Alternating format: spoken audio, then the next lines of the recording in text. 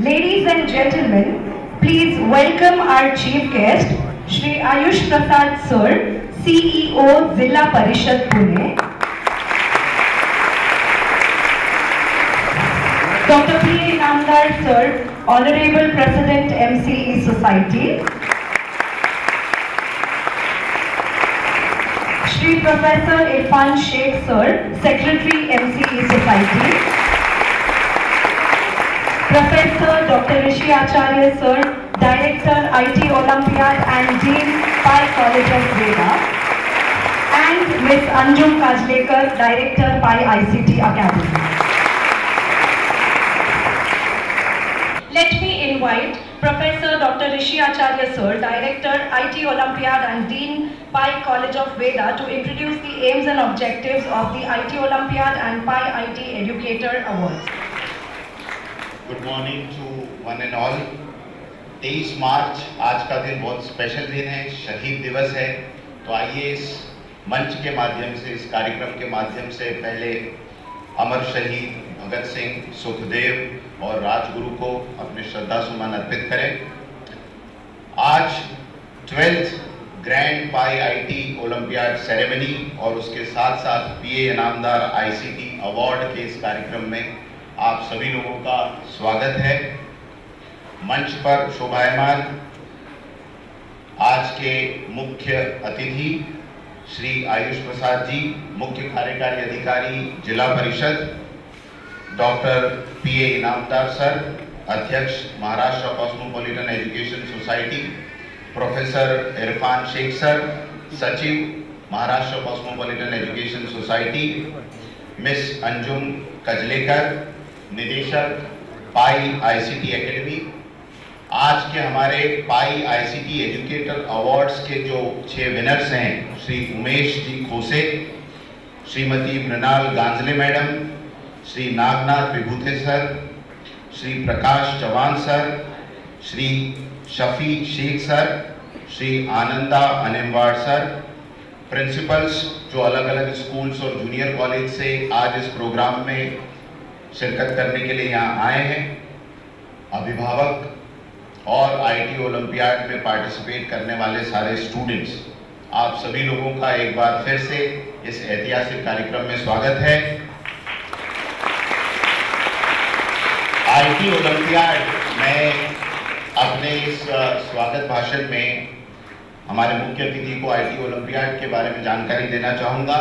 लगभग 12 साल से 2010 से हमने ये प्रोग्राम शुरू किया है और इस प्रोग्राम को शुरू करने के पीछे जो इनामदार सर का विजन था, जो मकसद था, वो ये था कि अगर आप देखें तो देश भर में किसी भी बोर्ड में, चाहे वो 10th बोर्ड हो, 12th बोर्ड हो या राज्य स्तर पे ली जाने वाली कोई भी परीक्षा हो, कोई ऐसा प्रामाणिक और कॉमन मापदंड नहीं था जिसमें हम बच्चों के इंफॉर्मेशन टेक्नोलॉजी के लेवल को, उनके कौशल को, उनकी स्किल्स को एक साथ परख सकें। सरकारी स्कूलों के अंदर आईटी में एक सब्जेक्ट होता नहीं है, इसलिए वहां पता नहीं चल पाता है। 10th और 12th में आईसीटी कंपलसरी सब्जेक्ट नहीं होता था, इसलिए पता नहीं लग पाता था। और ऐसे में हमारा देश या हमारे राज्य के बच्चे एक दूसरे के मुकाबले में कैसा इंफॉर्मेशन टेक्नोलॉजी और कंप्यूटर साइंस में काम कर रहे हैं, ये जानना समझना सभी के लिए मुश्किल था।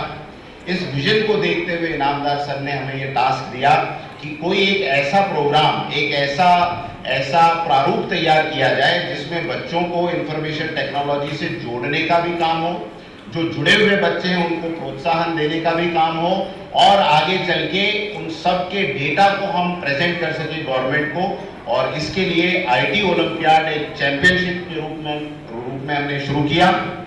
पिछले 12 सालों में सर लगभग 5 लाख से भी ज्यादा बच्चों ने इस चैंपियनशिप में भाग लिया है।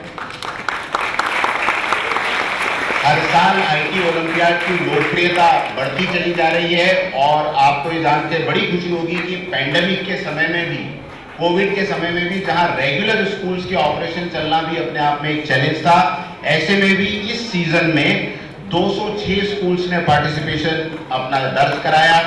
7 अलग अलग राज्यों से बच्चों ने पार्टिसिपेट किया और 6000 से भी ज्यादा बच्चों ने इस आईटी ओलंपियाड में भाग लिया। आईटी ओलंपियाड की जो एग्जामिनेशन होती है सर, ये 2 चरणों में होती है। पहला जो चरण होता है वो स्कूल में ऑनलाइन एग्जामिनेशन होती है, जिसमें 60 मिनट्स में 60 क्वेश्चंस को आंसर करना होता है।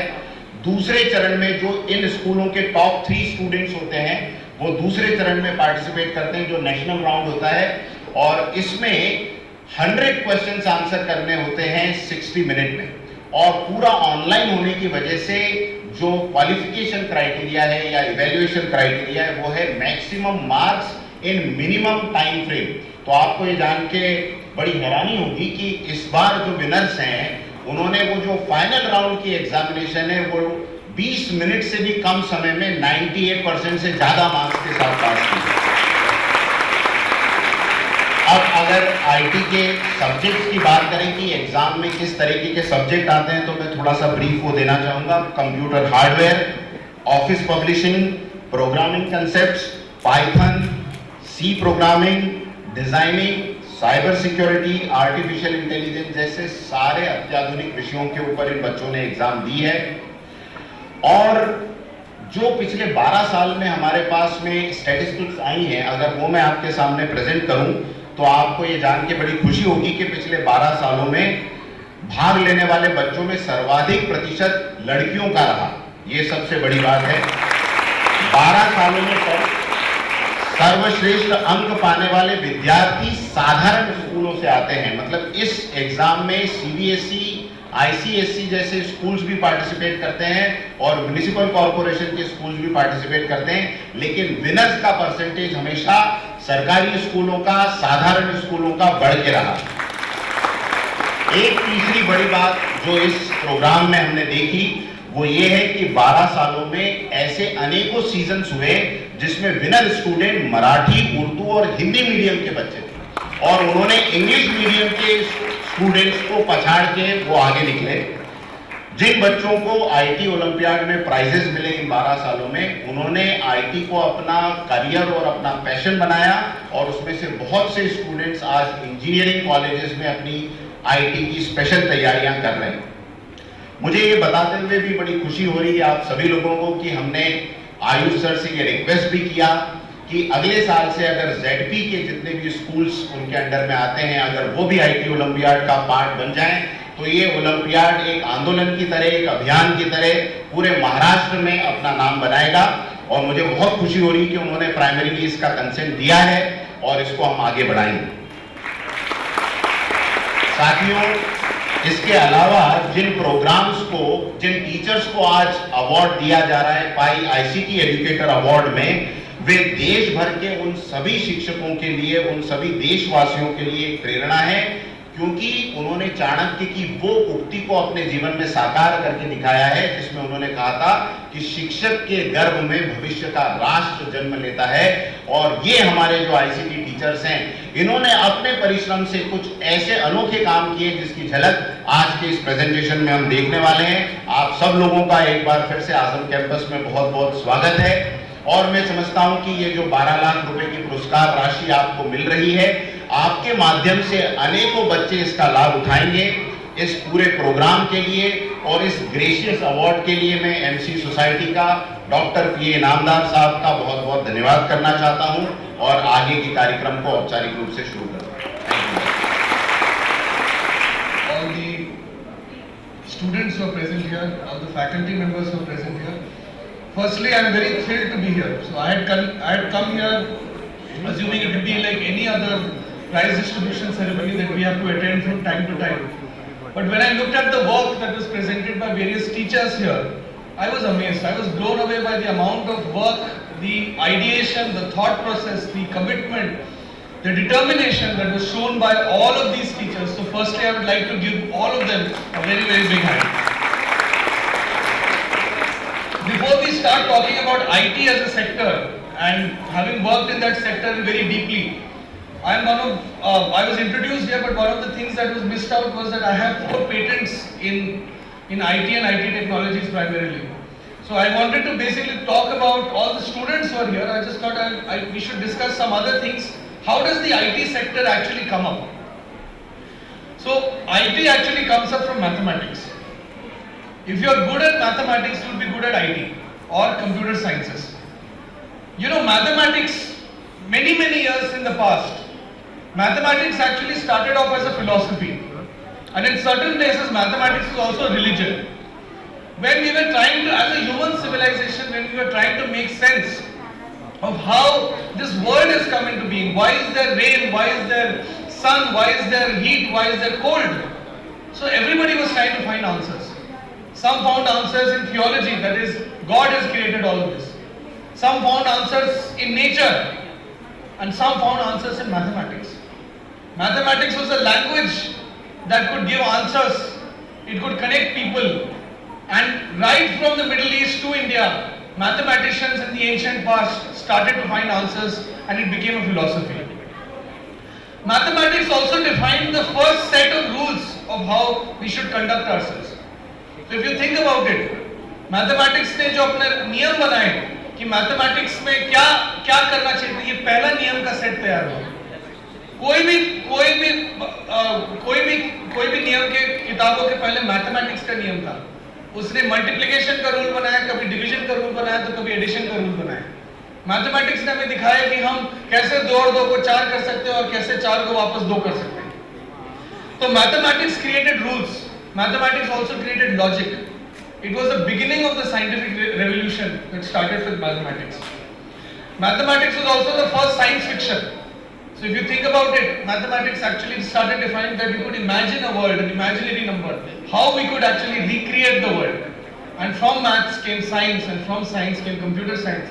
And from computer science, when we apply the knowledge of computer science to data, it became what is called information technology. And that is the entire journey of how information technology came out. Today, when we use information technology through statistics. When we talk about data, we use it in our everyday lives. Information technology is a technology because it is also a form of machine.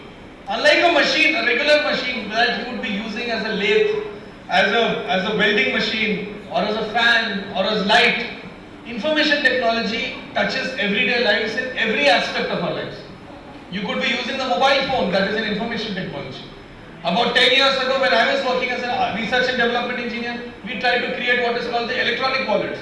When you go to a place and you scan a barcode and payment is made, that is information technology.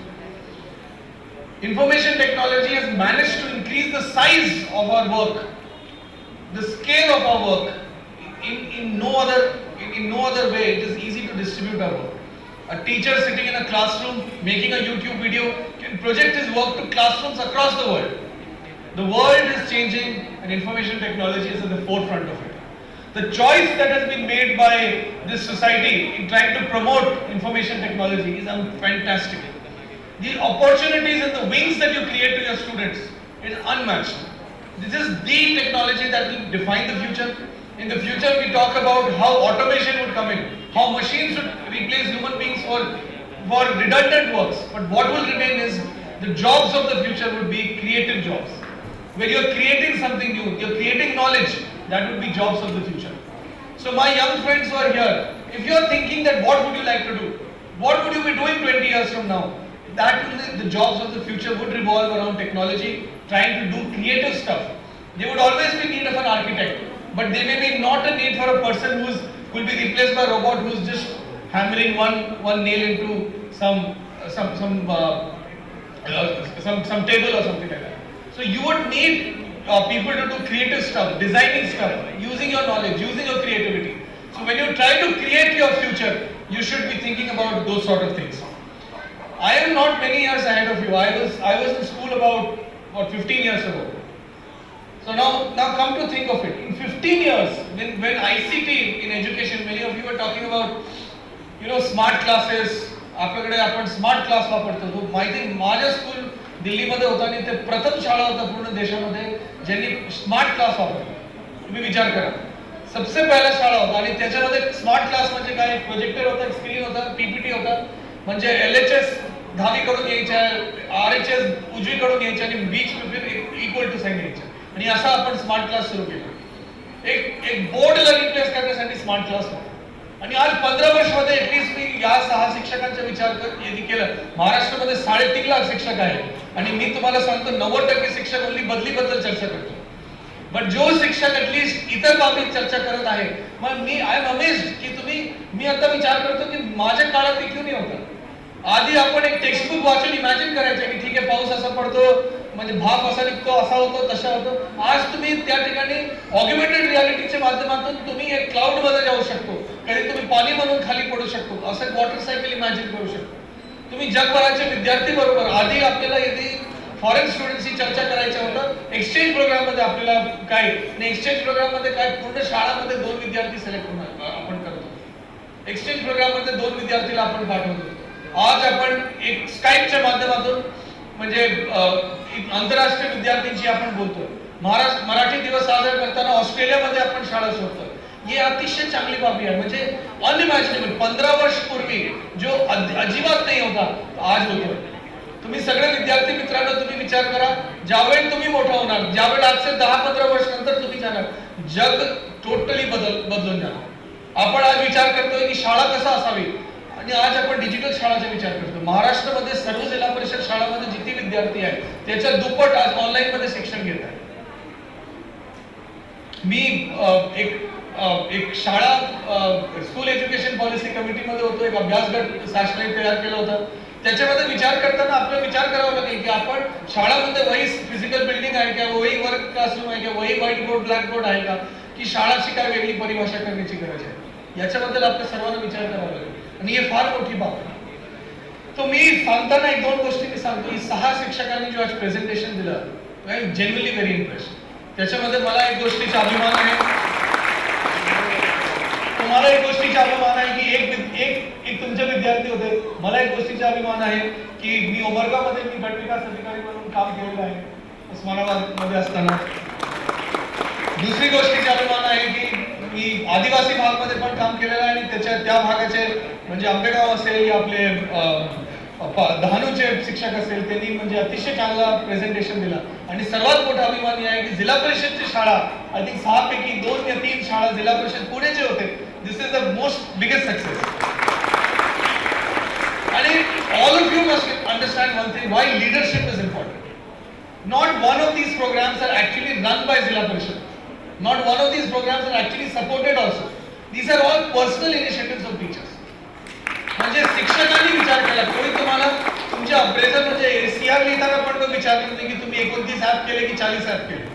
कोणी तुम्हाला कोई विचारणार नाही की तुम्ही हे केले की नाही केले, पण तुम्ही स्वतः केले. ही एक मोठी अभिमानाची गोष्ट आहे. मला सर्वात जास्त आवडलेला म्हणजे तुम्ही भरपूर गोष्टी केल्याचं मला आवडलं लर्निंग विथ अलेक्सा.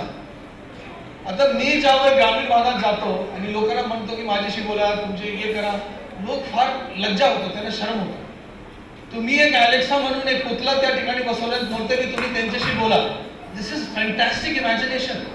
म्हणजे जेन्युइनली हे फॅन्टॅस्टिक इमॅजिनेशन की म्हणजे जो कॉन्फिडन्स आहे, जो डर आहे, जो लज्जा आहे की आपल्याला यदि एक बाहेरचे कोई म्हणजे ओळख नसलेल्या लोकांशी बोलायचे असेल आणि एक अशा भाषामध्ये बोलायचे असेल ज्या भाषामध्ये माझे आई वडील कोई भी माझ्याशी बोलत नसेल, त्यांच्याशी यदि बोलायचे असेल, अगर मुझे उनसे बात करनी है, तो बहुत बड़ी सक्सेस ये है कि हम इस तरह की इमेजिनेशन लाते हैं जो ये हमारे शिक्षकों ने करके दिखाया. तो मैं इसके लिए बहुत ही म्हणजे इम्प्रेस इस बात से हुआ. यवतमाल के शिक्षक महोदय ने तो 100 यूट्यूब वीडियो तैयार किए. हमारे पुणे जिला में इंदापुर का एक तालुका, उन्होंने 2300 सारे शिक्षक मिलकर 2300, और यहाँ पे एक शिक्षक ने 100 यूट्यूब वीडियो तैयार किए. बहुत ही इंप्रेसिव चीज था. जिला परिषद शाला की वेबसाइट हमारे अंबेगांव की शिक्षिका ने तैयार की. बहुत ही मतलब आप एक अलग टाइप की चीज है जो हमारे स्कूल को, आज अगर हम स्कूल बोलते हैं हमको जाके ढूंढना पड़ता है, गूगल मैप पे नहीं मिलते हमको शाला. मुझे कभी कभी स्कूल वाले इन्वाइट करते हैं कि आप आइए, उसके बाद हम वहां पहुंच जाते हैं. उसके बाद हम ढूंढते हैं कि स्कूल कहां पर है.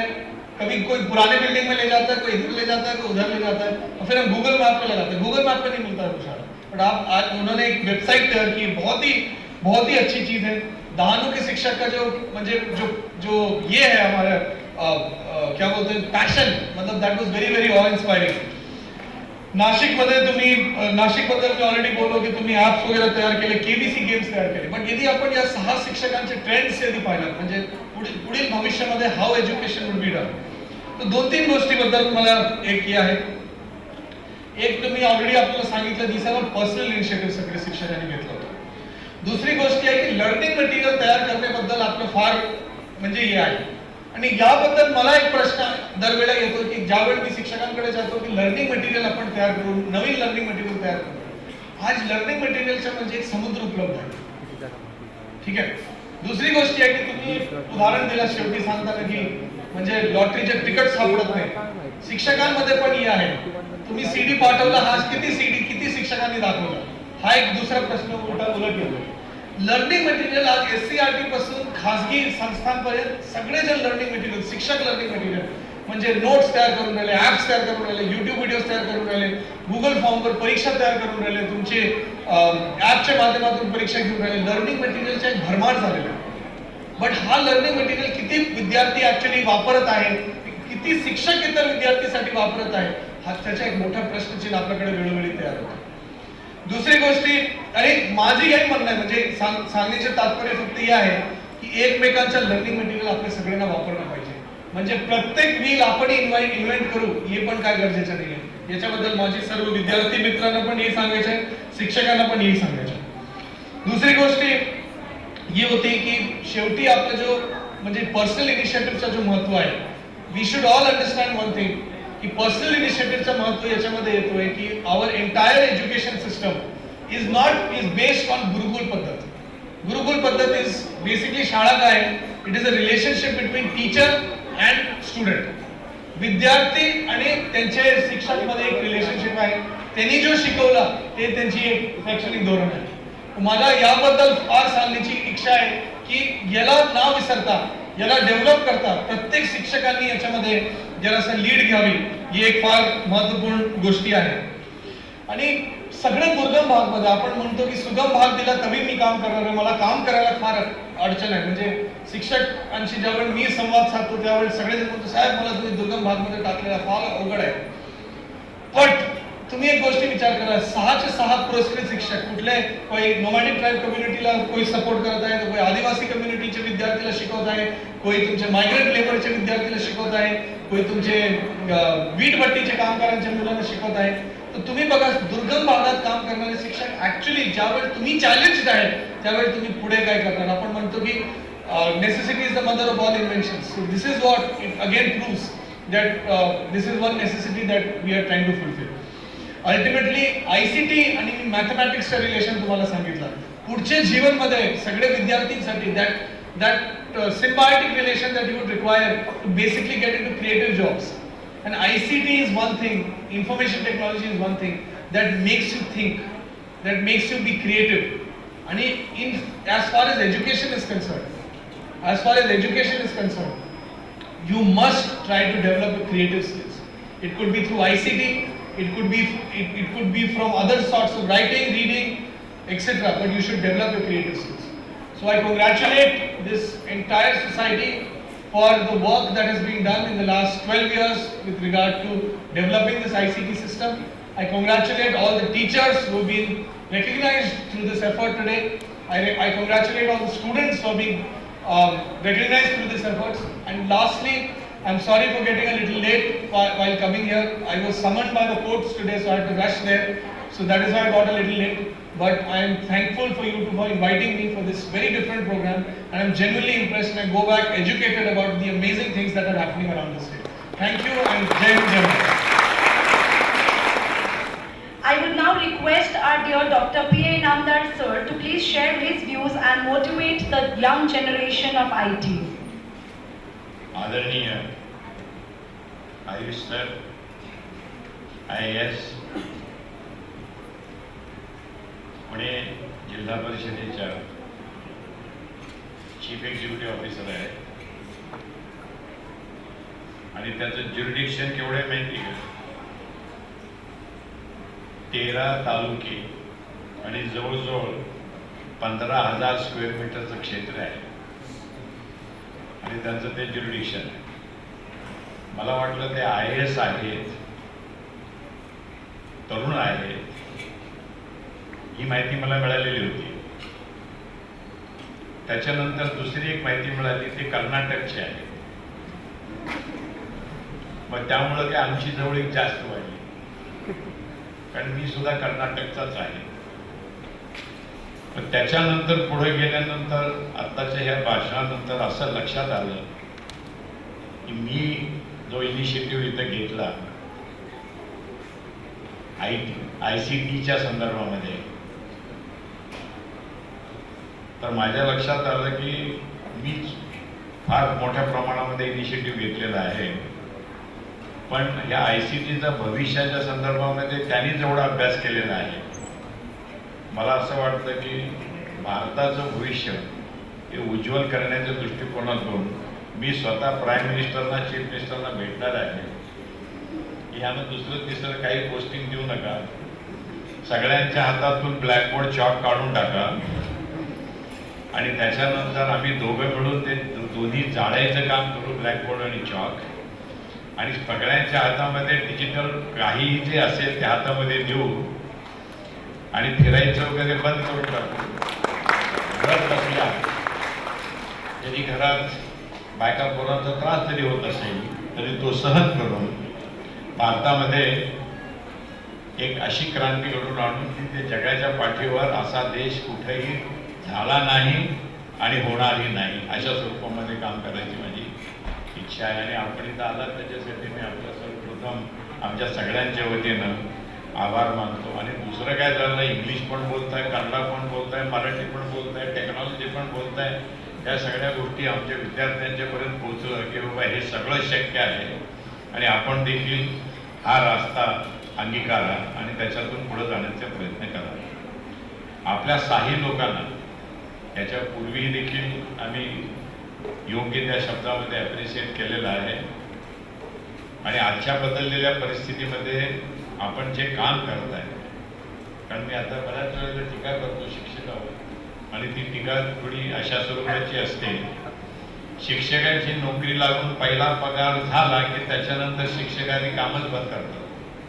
एवढा आता काय करायची आवश्यकता नाही, विद्यार्थी हुशार आहेत आणि त्या अप्रमाणे काम करतील. परंतु आपण ज्या स्वरूपामध्ये डेडिकेशन, डिव्होशननी काम करताय, मला असं वाटतं की फक्त आपलं भविष्य नाही, आपल्या 25 पिढ्याचं स्वतःचं, कारण ह्या गरीब विद्यार्थ्यांचा जो दुवा मिळतो ना, ते आपल्या फिक्स्ड डिपॉझिटमधून येत नाही किंवा 1-2 इन्क्रिमेंटमधून सुद्धा येत नाही. हा जो आनंद आपण मिळवत आहे त्यांच्या प्रेमामुळं, त्यांच्या आईवडिलांची जे काही आपल्याबद्दल एक प्रकारचा दुवा दिला जातो, या सगळ्यांचं त्याच्यामध्ये सामील आहे. इथं बसलेला प्रत्येक विद्यार्थी हा डिजिटल रूपाला आहे. IPC याच्याशी तो मोठ्या प्रमाणामध्ये यशस्वी आहे आणि मी आपल्याला नक्की सांगतो की येणाऱ्या दिवसामध्ये भारतावर तर हे राज्य करतील, अमेरिकेला सुद्धा राज्य करतील, एवढ्या प्रकारे ट्रेनिंग आम्ही त्यांना देत आहोत आणि त्यांनी ते ट्रेनिंग घेतलेलं आहे. माझ्या दृष्टिकोनातून अत्यंत आनंदाची बाब ही आहे सर, आपल्यासारख्या व्यक्तीला मला असं वाटतं की आपण दोघं एकत्रित घेऊया, माझं कॅम्पस आणि आपण, आणि जिल्हा परिषदेच्या जेवढ्या शाळा आहेत त्या सगळ्यांच्या बाबतीमध्ये आपण एखादा कार्यक्रम असा घेऊया की आपलं विजन आणि जे काय आम्ही काय करू शकतो, कारण आम्ही इन्फ्रास्ट्रक्चर तयार केलेलं आहे, एकत्रित घेऊन पूर्ण डिस्ट्रिक्ट आपल्या जिल्हा परिषदेच्या शाळांशी एखादा असा प्रोजेक्ट आपण इम्प्लिमेंट करू की गरीब आणि होतकरू विद्यार्थी जेव्हापर्यंत पुढं जाणार नाही आणि ज्यांची संख्या भारतामध्ये 80% आहे, हे 80% जेव्हापर्यंत प्रगती करणार नाही तेव्हापर्यंत भारताची प्रगती होणार. कॅल्क्युलेशन्स वगैरे होती, एवढं आम्ही असं केलं तेवढं तसं केलं, पण शेवटी ज्यावेळेला खऱ्या अर्थानं आर्थिक परिस्थिती म्हणा, सामाजिक परिस्थिती म्हणा, सगळ्याच बाबतीमध्ये विचार करायचा असेल तर शैक्षणिकदृष्ट्या ज्यावेळेला ते तयार होतील त्याच वेळेला ते यशस्वी होतील आणि ते ज्या दिवशी यशस्वी होतील त्यावेळेला जगामध्ये आम्ही राज्य करू, याच्याबद्दल मला कुठल्याही प्रकारची शंका नाही आहे. इथं जेवढे विद्यार्थी बसलेले आहेत मी त्यांना आश्वासित करतो की जेवढे जास्तीत जास्त तुम्हाला शिकायचं आहे या ICT सब्जेक्टशी निगडीत, त्यासाठी तुम्हाला ज्या ज्या गोष्टीची मदत लागेल, सपोर्ट लागेल, ती सगळीच्या सगळी सपोर्ट आणि मदत करण्याचा एक ड्युटी म्हणून आम्ही काम करू, एवढं मी आपल्याला सगळ्यांना आश्वासित करतो.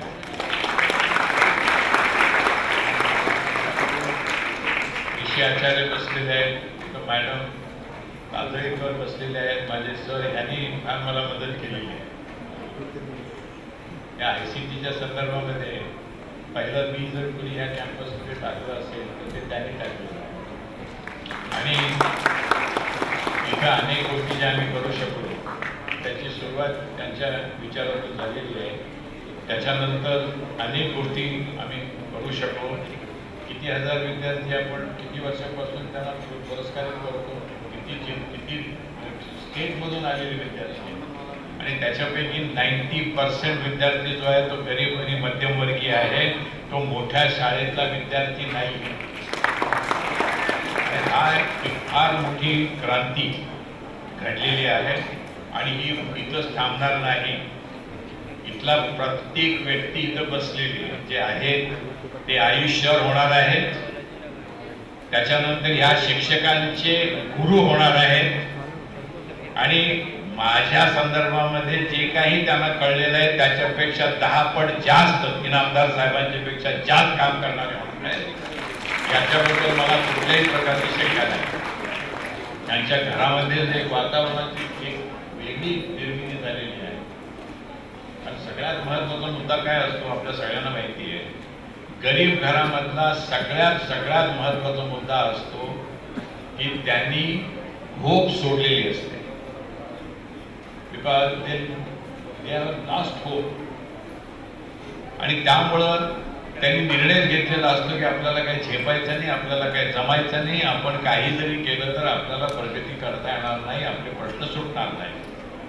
ह्या ICT आणि स्पोकन इंग्लिश क्लासेसनी मी प्रत्येक घरामध्ये अशा स्वरूपाची होप निर्माण केलेली आहे की प्रत्येक जण त्या घरातला नाही तर त्या गल्लीतल्या त्या एरियातला म्हणतोय की मी जग जिंकू शकेन. आणि मला असं वाटतं की स्पोकन इंग्लिश आणि ICT या दोन्ही गोष्टी भविष्यामध्ये आपल्याला घेतल्याशिवाय आपण आपल्या ह्या इन्फेरिटी कॉम्प्लेक्समधून बाहेर निघू शकणार नाही आणि त्या गोष्टी समोर आपल्याला दिसून येतात.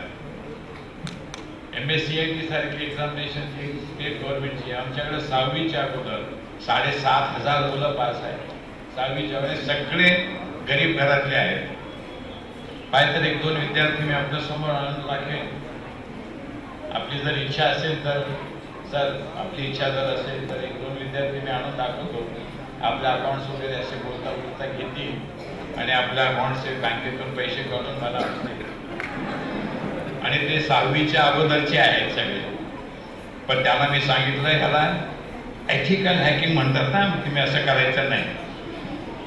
पण असे विद्यार्थी आहेत, असं टॅलेंट आहे आणि त्या दृष्टिकोनातून आता आपण जे मार्गदर्शन केलं, आपण जो भविष्य त्यांच्यासमोर ठेवलेला आहे तो अंगीकारण्याची मी आपल्याला विनंती करतो. आणि त्याच्यासाठी लागणारे जे काही इन्स्ट्रुमेंट्स असतील, अमुक गोष्टी असतील त्या मी आपल्याला पुरवण्याचंही आश्वासन देतो.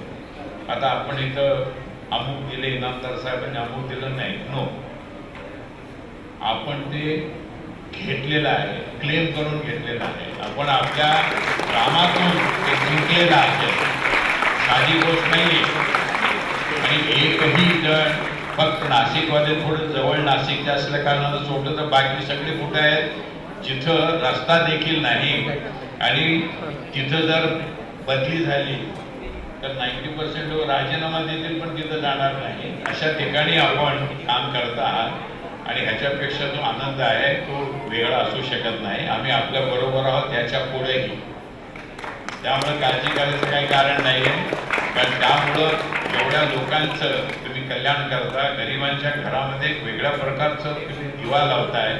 असे दिवे जर आपण लहान लहान घरामध्ये लावले तर त्याचं जे काही लाईट आहे ही आपले सगळे MSCBच्या पेक्षा कितीतरी पटीनं ती महत्त्वाची आहे आणि ती आपण करता. त्यामुळे आम्ही सगळ्या बाबतीमध्ये, आमच्या विद्यार्थ्यांच्या बाबतीमध्ये, पालकांच्या बाबतीमध्ये, त्यांच्या एकूण अडचणी असतील त्या सगळ्यावर मात करण्याच्यासाठी जे काही करता येईल ते करण्याचं काम आझम कॅम्पसच्या मार्फत इनामदार साहेब करतील असं नाही, आझम कॅम्पसचे सगळे लोक करतील. ऋषी आचार्य इथं बसलेले आहेत. आता ऋषी आचार्यांनी आझम कॅम्पसला जगाच्या पाठीवर जे पोहोचवलेलं आहे त्या ICTच्या सगळ्या जे काही कॉम्पिटिशन होतात त्याच्यामध्ये आहे. आणि गरीब लोक जिथं जास्त आहेत, मेजॉरिटी त्याचा अर्थ आनंदी झाले. 80-90% लोक गरीब आहेत, किती लोक पैसेवाले आहेत. आणि इथं सगळे हुशार लोक बसलेले आहेत. मी शहाणा आहे, सॉरी मी पण हुशार आहे. त्याचं कारण असं आहे की मी एफ डी मध्ये पैसे ठेवत नाही. एफ डी मध्ये पैसे ठेवले की वर्षाला 100 रुपयाला 4.5 रुपये व्याज आहे. किती आहे? आणि 12.5% महागाई आहे की वर्षाला किती फायदा होत असेल. त्यामुळे मी कॅल्क्युलेशन केलं की ते पैसे ठेवायचे नाही, ते वाटवायचे, वापरायचे की जेणेकरून जो दुवा मिळेल तो कितीतरी 100%, 100 रुपयाला 100% असेल. आणि तो मिळत आहे. आनंदी आहोत, कॅम्पस आनंदी आहे. इथं सर्व धर्माचे, सर्व जातीचे, सर्व प्रांताचे विद्यार्थी आहेत, शिक्षक आहेत.